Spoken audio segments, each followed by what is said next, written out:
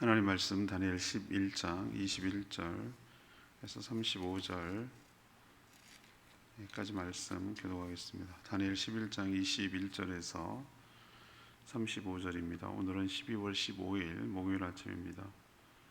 12월 15일자 본문 다니엘 11장 21절에서 35절까지 말씀 교독하겠습니다. 또 그의 왕위를 이을 자는 한 비천한 사람이라 나라의 영광을 그에게 주지 아니할 것이나 그가 평안한 때를 따서 속임수로 그 나라를 얻을 것이며 넘치는 물 같은 군대가 그에게 넘침으로 말미암아 패할 것이요 동맹한 왕도 그렇게 될 것이며 그와 약전 후에 그는 거짓을 행하여 올라올 것이요 소수의 백성을 가지고 세력을 얻을 것이며 그가 평안할 때에 그 지방의 가장 기름진 곳에 들어가서 그의 조상들과 조상들의 조상이 행하지 못하던 것을 행할 것이요 그는 노력하고 탈취한 재물을 우리에게 흩어주며 계략을 세워 얼마 동안 산성을 칠 것인데 때가 이르기까지 그리하리라. 그가 그의 힘을 떨치며 용기를 다하여 큰 군대를 거느리고 남방왕을 칠 것이요 남방왕도 심히 크고 강한 군대를 거느리고 맞아 싸울 것이나 능히 당하지 못하리니 이는 그들이 계략을 세워 그를 침이니라. 그의 음식을 먹는 자들이 그를 멸하리니 그의 군대가 흩어질 것이요 많은 사람이 엎드려져 죽을 것이라. 이 두 왕이 마음에 서로 해하고자 하여 한 밥상에 앉았을 때에 거짓말을 할 것이라. 이 형통하지 못하리니 이는 아직 때가 이르지 아니하였으므로 그 일이 이루어지지 아니할 것임이니라. 북방왕은 많은 재물을 가지고 본국으로 돌아가리니 이는 마음으로 거룩한 언약을 거스리며 자기 마음대로 행하고 본토로 돌아갈 것이며 작정된 기한에 그가 다시 나와서 남방에 이를 것이나 이번에 그 전번만 못하리니 이는 기띔의 배들이 이르러 그를 칠 것임이라. 그가 낙심하고 돌아가면서 맺은 거룩한 언약에 분노하였고 자기 땅에 돌아가서는 맺은 거룩한 언약을 배반하는 자들을 살필 것이며 군대는 그의 편에 서서 성소 곧 견고한 곳을 더럽히며 매일 드리는 제사를 폐하며 멸망하게 하는 가증한 것을 세울 것이며 그가 또 언약을 배반하고 악행하는 자를 속임수로 타락시킬 것이나 오직 자기 하나님을 아는 백성은 강하여 용맹을 떨치리라. 백성 중에 지혜로운 자들이 많은 사람을 가르칠 것이나 그들이 칼날과 불꽃과 사로잡힘과 약탈을 당하여 여러 날 동안 몰락하리라.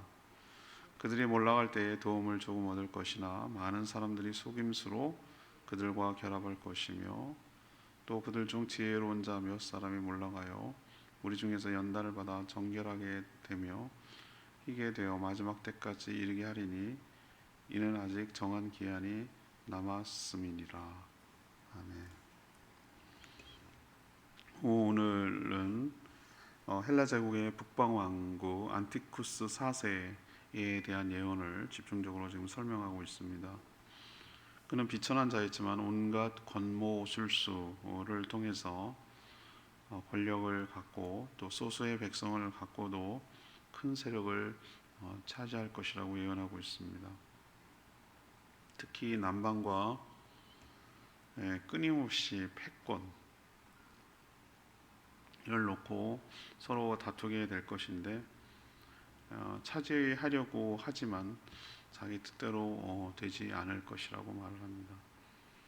그래서 결국 패하고 돌아갈 때 분풀이로 유대인들에게 행하는데 그 유대인들에게 온갖 환난을 줄 것이지만 오히려 그 환난을 통해 연단을 받고 유대인들이 정결하게 될 것이다 라는 내용이 오늘 전체적인 내용입니다. 오늘 질문은 헬라 제국 이 안티쿠스 4세 남방 말고 북방 왕 말하는 겁니다. 셀루쿠스 왕조의 안티쿠스 4세인데요. 이 헬라 제국의 모습에서 알 수 있는 것은 무엇입니까? 이것이 오늘 질문입니다. 먼저 21절에서 28절까지 말씀입니다. 적그리스도의 모습을 미리 보여줄 것입니다. 이제 점점 더 범위를 좁히죠. 조금 후에 몇 년 뒤에 몇십 년 뒤에죠. 일어날 여러 가지 일들을 하는데 그 중에서도 특히 그 헬라 제국 중에서 북방이라고 왕이라고 부르는 셀레쿠스 왕조 그 중에서도 이번에 안티쿠스 4세라고 생각되는 그 자를 집중적으로 지금 설명을 합니다. 왜 이 자를 이렇게 자세하게 예언하고 또 설명을 하는 것일까? 바로 이 자가 유대 땅을 통치하는데 잔혹하게 백성들을 탄압할 것이기 때문입니다. 이것은 왜 이게 미리 보여주는가? 이것이 바로 장차 주님이 다시 재림하시기 전에 교회와 성도들에게 엄청난 핍박을 가할 이 적그리스도, 안티크리스트, 적그리스도의 모습을 미리 보여줄 인물이기 때문에 그렇습니다. 그는 비천한 출신이라 왕이 될 수 없습니다. 사단도 왕이 될 수 없는 자죠. 그런데도 왕이 되는 야욕에 사로잡혀서 온갖 거짓과 권모술수를 통해서 권력을 장악하죠. 이 사단도 그렇습니다. 그는 자신을 따르는 자에게는 굉장히 관대합니다. 그리고 나눠주고 베풉니다. 하지만 자신을 경쟁하는 자, 자신을 대적하는 자에게는 매우 잔혹하게 대했습니다. 그는 소수의 백성을 가지고도 세력을 얻을 정도로 아주 계략이 뛰어난 자입니다. 교활한 자이죠. 사단이 그렇습니다. 그는 계속해서 모든 권력을 다 세상의 권력을 다 차지하려고 남방까지 남방 왕국 톨레미라고 부르는 이집트를 중심으로 한 톨레미 왕조까지 다 차지하려고 전쟁을 벌입니다. 때로는 이겨서 많은 재물을 차지하기도 합니다. 그렇지만 완벽하게 정복하지는 못합니다. 이런 모습을 우리에게 왜 설명해 주는가? 바로 예수님 오시기 전에 적그리스도가 나타나서 아주 탁월한 능력으로 모든 권력을 장악하고 또 여러 잔혹한 모습을 보이며 현혹할 것이지만 그가 완벽하게 다 장악하고 성공하지는 못할 것임을 우리에게 보여주시려고 이런 이야기를 한다고 생각을 합니다. 두 번째 얘기는요, 29절에서 31절까지 말씀인데요, 이 거룩한 교회와 성도가 핍박받을 것임을 우리에게 알려주고 있습니다. 북방 셀레쿠스 왕조 안티쿠스 4세는 남방과 경쟁하다가 이기기도 했지만 지고 돌아갈 때도 있었습니다. 그런데 자기 나라 시리아로 가다가 가는 길에 유대에 들립니다. 자신이 진 것을 괜히 유대인들을 대상으로 분풀이를 합니다. 우리도 왜 동에서 뺨 먹고 서에서 눈을기 그런 얘기 하잖아요, 그죠? 괜히 자기 마음대로 한다면은 집 앞에 멍멍이 바둑이를 맨날 발로 찼다고 맨날 그런 얘기 하잖아요. 분풀이 약자를 그렇게 한다고 하는데 이 셀리쿠스 왕조의 안티쿠스 4세가 그랬던 거예요. 하나님의 백성들에게 화를 내며 자신의 권력 앞에 굴복하며 따르는 자들은 우대하는 모습을 보였습니다. 그래서 자기 군대를 이용해 가지고 성전을 훼손하고 가증한 것이죠. 가증한 것, 그 헬라의 신상들을 성전에 세워서 성전을 더럽혔습니다. 유대인들에게 헬라 신이죠, 제우스 같은 거 이런 신들을 신상을 세워놓고 그것도 성전에다가 세워놓고 우상 숭배를 강요하는 거예요. 헬라화 시키려고 했다고 제가 말씀드렸는데, 그래서 거역하면 사로잡아서 죽였다고 그랬어요. 오죽 핍박했는지 몰라요. 예를 들면 이런 거였어요. 성경의 두루마리를 소지만 하고 있어도 잔혹하게 처형할 정도였어요. 근데 또 그런 것을 틈타가지고 유대인들이 반역하는 사람도 생겨났습니다. 국가 권력의 신앙을 배반하고 앞잡이에 서는 자들도 있었어요. 이렇게 모든 것이 약탈당하고 이렇게 죽어가는 사람들이 상당히 많았고 상당히 또 기간이 지속이 되었습니다. 이걸 또 왜 보여줄까요? 저는 하나님께서 우리 이 성도들이 마지막, 진짜 마지막 종말, 이 진짜 마지막 이런 표현이 웃기는 건데 이미 우리는 종말에 살고 있는 것이긴 하지만, 다시 말해서 예수님 오시기 직전에 여러 가지 일들이 일어날 것인데 그때 등장하게 될 적그리스도의 등장과 함께 성도들이 당하게 될 여러 가지 환난과 핍박에 대해서 미리 저는 예고하고 있다고 생각하는 것이에요. 그거를 당장 닥칠 유대인들에게도 미리 보여줘서 대비하고 각오하게 하라는 의도도 있고요. 예언이 중첩되고 반복이 되기 때문에 이것이 먼 훗날 우리같이 예수 그리스도를 믿고 주님 오시기 전에 살아가는 모든 성도들에게도 똑같이 이야기를 보여줘서 대비하고 각오하라는 것이죠. 환난과 핍박이 있을 거라는 거예요. 적그리스도가 등장한다는 거예요. 그것이 있어야 끝이 온다는 거예요. 그게 없을 수는 없다는 거예요.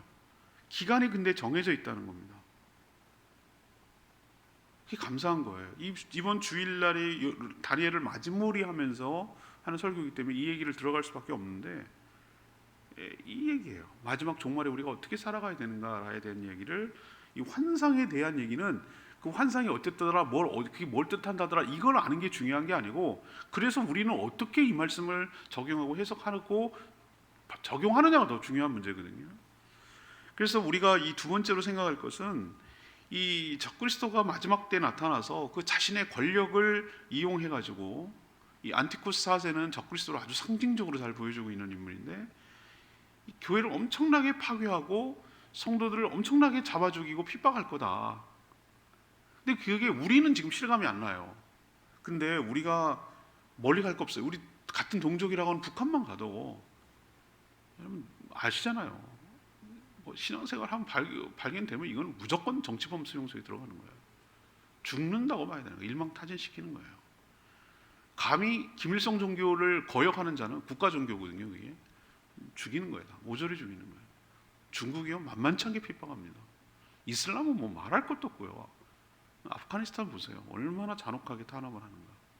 이미 그런 시대에 접어들었기 때문에 그 권력을, 공중권세 잡은 자들은 그런 권력을 이용해서 성도들을 탄압하고 핍박하거든요. 그러니 이런 일이 있을 것이니 알고 각오하라. 그리고 그런 것이 있은 후에 주님 오신다. 그렇지만 그 기간은 정해져 있고 짧을 것이다. 기한이 남아있다. 오늘 35절에 그런 표현하고 있는데, 우리도 그런 것을 알고 대비해야 될 줄로 압니다. 세 번째 얘기는 32절에 35절까지 얘기인데요. 이 환난을 통해서 더욱 정결하게 될 것이다. 이것이 오늘 이야기예요. 하나님은 왜 택한 백성인 유대인들에게 이토록 가혹한 환난을 경험하게 하실까요? 자, 그럼 동시에 이것을 우리에게 적용하면, 장차 왜 적그리스도에게 교회와 성도들이 왜 이렇게 무서운 환난과 핍박을 당하게 하실까? 이게 없으면 좋지 않을까? 계시록에도 보면 대환란이 있죠. 7년 대환란이 있잖아요. 그 깊은 뜻은 우리가 다 몰라요. 하나님께서 우리도 왜, 우리 자녀들이 왜 아픔과 어려움을 겪는 걸 뭘 좋아하겠어요? 우리 하나님은 우리에게 복 주시 못해서 안달인 분입니다. 그렇지만 저는 하나님의 모든 깊은 뜻이 있다고 보고, 우리에게 유익하기 위해서 그런 환난과 핍박도 있는 것이라고 저는 보는 거예요. 그럼 뭐가 좋은 건데요? 뭐가 유익한 겁니까? 환난과 핍박이 가져올 효과가 있어요. 적그리스도의 화신인 이 북방 왕은 언약을 너무나 쉽게 어기고 온갖 속임수로 악행을 저지를 것이라고 오늘 표현하고 있어요. 그렇지만 오직 하나님을 아는 백성은 이라고 표현하죠. 32절에 오직 하나님을 아는 백성, 자기의 하나님을 아는 백성은 뭐하고? 강하고 또 용맹을 떨치리라 라고 표현하고 있어요. 저는 이게 굉장히 중요한 표현이라고 생각해요. 이렇게 환난과 핍박이 있으면 다 꺾이고 배교한다니까요. 배교. 신천지가 배교란 말 너무 써가지고 그런 뜻의 배교가 아닌데, 하여튼 좋은 말은 다 갖다 써가지고 이단들이 배교한다고. 배교. 우리 일제시대 됐을 때 보세요. 얼마나 배신하는 국가 팔아먹는 앞잡이들이 얼마나 많았는지. 잘 먹고 잘 떡국물 받아먹으면서 사는 거죠. 동족이 그렇게 나라와 주권을 잃고 동족이 근데 그게 뭐 대수야. 나만 잘 먹고 잘 사고 우리 자녀만 잘 먹고 잘 살면 되는 거지. 이렇게 생각한다니까요. 그렇지만 그런 압박과 핍박에도 불구하고 자기의 하나님을 아는 자들, 이거는 안다라는 것은 진짜 체험적으로 하나님을 경험한 자들을 말하는, 진짜 믿는 자들을 말하는 거예요. 안다 그러니까 I know 개념이 아니에요. 내가 알아 그런 개념이 아니에요. 하나님을 체험한 사람을 말하는 거예요. 그 아는 백성은 뭐해질 거다? 그런 잔혹한 탄압과 핍박에도 불구하고 뭐 할 것이다? 강하고 용맹을 떨칠 것이다. 끝까지 핍박에도 쉽게 꺾이지 않고 자기의 신앙을 지킬 것이다 라는 거예요. 그래서 34절에 하고 싶은 얘기가 그거예요. 35절이 이제 34, 35절인데 이런 순교와 약탈과 환난과 핍박을 경험하겠지만 그런 가운데 진짜 성도와 가짜 성도가 가려지고 채로 걸러질 것이라는 거예요. 진짜로 믿는 사람들만 남는다는 뜻이에요. 우리도 견디고 해서 나에게 유익이 없다고 생각하고 소망이 없다고 생각하는 사람 다 떨어져 나갈걸요. 그렇죠? 천국 소망과 주님의 재림과 심판과 영생과 부활과 그런 것을 믿지 못하는 사람은 남아 붙어 있을 수가 없어요. 그런 환난과 핍박이 오면은 힘들어 다 배교하고 떠나갑니다. 그렇지만 진짜는 남는 거예요. 그게 35절에 연난을 받아서 정결하게 되고 희게 되고 마지막 때까지 이르게 된다는 거예요. 이게 뭡니까? 하나님이 환난을 미리 구원을, 그러니까 무슨 말이냐면은 다 믿는 사람들을 빼내놓고 안 믿는 사람들에게 하는 그런 게 아니라 믿는 사람들도 섞여 있는데 오히려 믿는 사람들도 가혹한 핍박을 받는 이유가 여기에 있어요. 연단을 받아서 환난과 핍박을 연단을 받아서 정결하게 되고 희게 되고 그래서 남게 되고.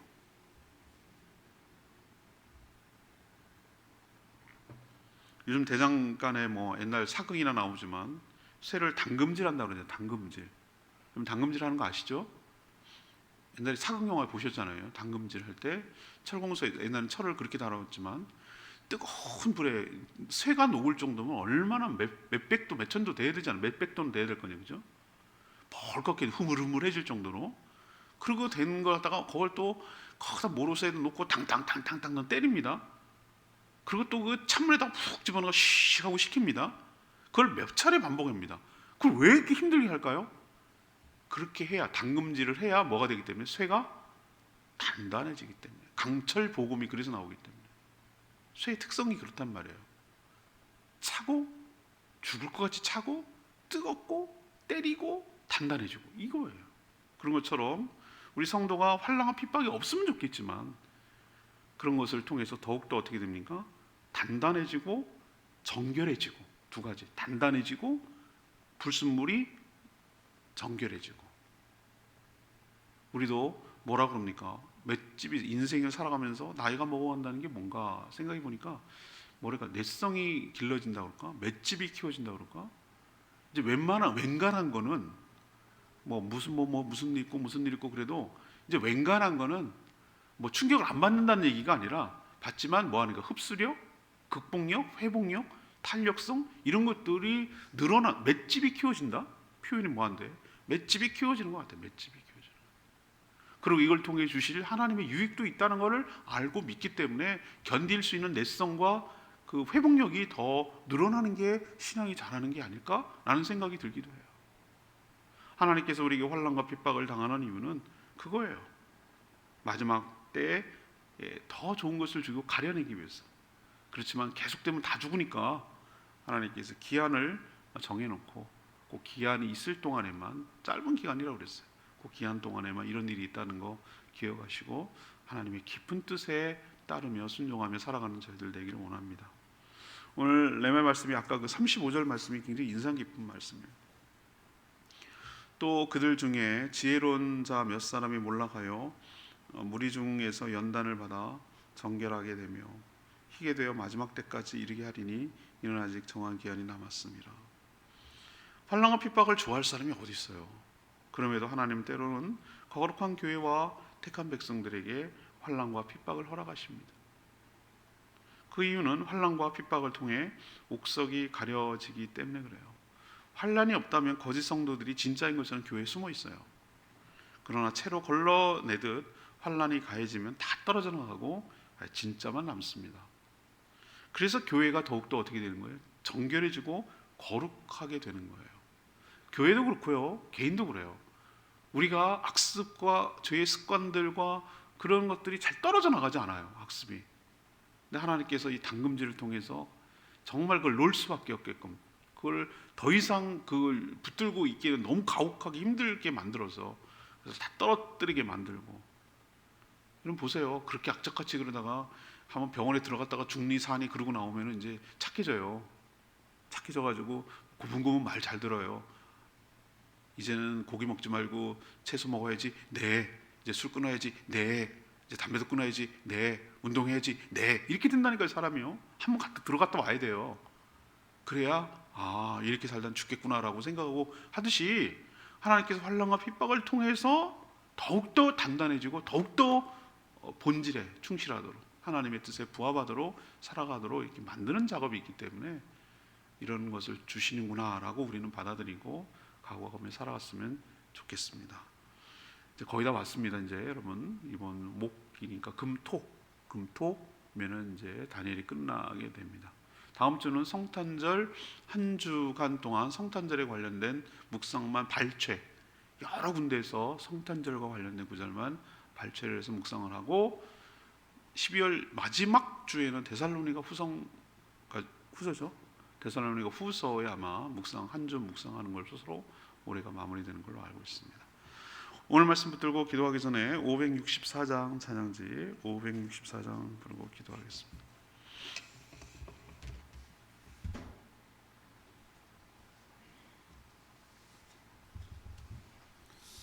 네, 찬양지 564장 하나님께로 더 가까이 갑니다. 564장입니다.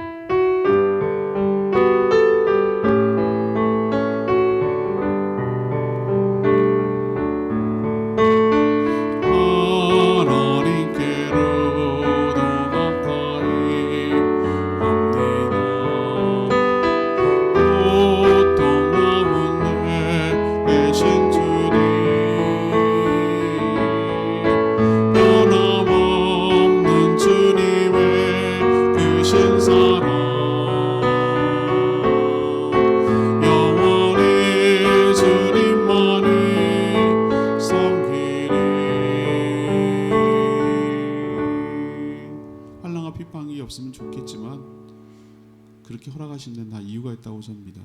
고통 가운데 계시는 주님, 우리가 당한 것을 외면하지 아니하시고 우리의 유익을 위해서 그것도 허락하신 줄로 믿습니다. 그런 가운데도 끝까지 믿음을 배신하지 않고 배교하지 아니하고 영원히 주님만을 섬기며 살아가는 저희들 되기를 원합니다. 마지막 때에 너희 믿음을 보겠느냐. 하나님, 우리의 믿음이 견고하게 하시고 순수하게 하시고 단단하게 하시고 순결하게 하셔서 오직 주님만 바라보고 믿고 섬기며 따라가는 저희들 되게 해달라고 주여 외치며 기도합니다. 주여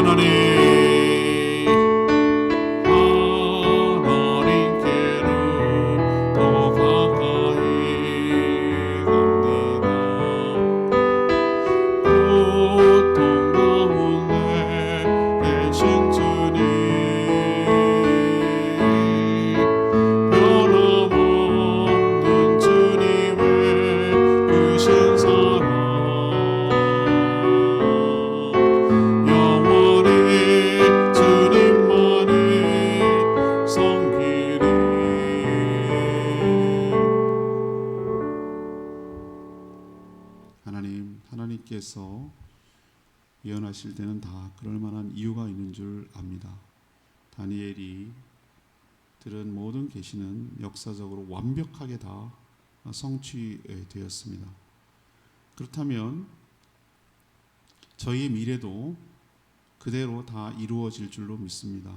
분명 마지막 때가 되면 적그리스도가 등장해서 온갖 거짓으로 권력을 잡아서 교회와 성도들에게 엄청난 핍박과 환난을 가하겠지만 그것이 영원하지 않을 줄 믿습니다. 이런 환난과 핍박을 통해 분명 교회와 성도는 더욱더 정결하고 단단해질 줄로 압니다. 이런 환난 중에도 하나님을 아는 백성들은 강하고 용맹하여 꺾이지 않게 될 줄 믿습니다. 저희들도 그런 성도가 되게 하여 주시옵시고 그만한 이유가 있음을 깨닫게 하시고 더욱 정결하고 견고해지는 저희 믿음이 되도록 축복하여 주시옵소서. 오늘도 간구하는 모든 기도 주님 응답하시고 주님과 동행하는 복된 하루 되게 하시며 우리의 사명 주구하는 영혼 구원과 주님 제사 삼는 일에 헌신하며 거기에 우리의 모든 삶을 던지는 저희 모두가 되게 하여 주시옵소서. 오늘도 맡겨진 일을 감당하기 부족함이 없도록 힘과 능력과 지혜를 허락하여 주시옵소서. 주님께 모든 것 맡기며 예수 그리스도 이름으로 축복하며 기도합니다. 아멘. 오늘 하루도 주님의 은혜 가운데 살아가는 복된 하루 되기를 축복합니다. 충분히 기도하고 하루 시작합니다.